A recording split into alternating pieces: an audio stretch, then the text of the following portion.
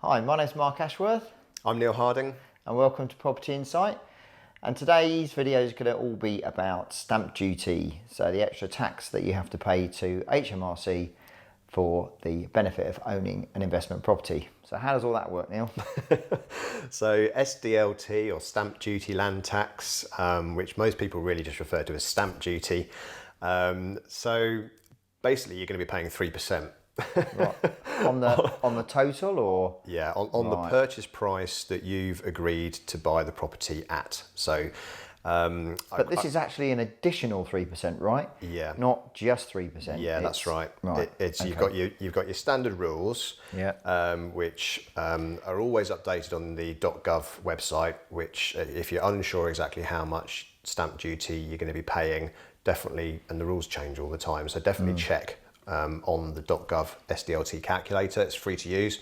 You just punch in the purchase price of the property and it'll give you the answer. It usually asks you whether it's an additional property or if it's a residential property, so it's important that's right. to put that in. Yeah, it'll ask you a few other questions that you'll need to give answers to, like exactly, like is it your only property?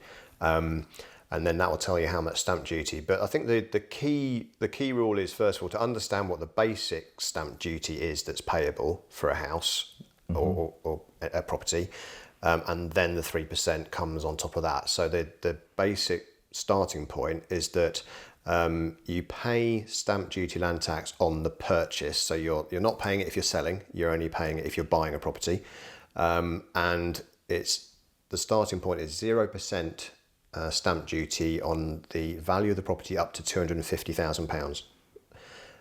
Then on anything between £250,000 and £925,000, so that's quite a lot, that's 5%. Then it's 10% on anything between £925,000 and 1.5 million, and 12% on any slice above 1.5 million. So it's on those tranches at different percentages. Now, obviously, once you get to sort of £925,000, there's not necessarily that many investors out there that are going to be buying a buy-to-let for that sort of value. Property. Yes, probably more likely to be commercial, right? If you're buying stuff like that, yeah. Particularly if it's more than one dwelling, it might be a block of flats or something that could be in excess of that amount. Yes, so they're the rates for residential residential property, and then on top of that, as we were saying, you've got 3% slapped on top. So, for example, if your purchase price is £100,000, that would fall in the bracket of 0% up to £250,000. So your starting point then, that's 0, but then 3% on top. So your stamp duty bill would be £3,000. And it's obviously worth mentioning that these rates are correct at the time that we record, which is July 2023.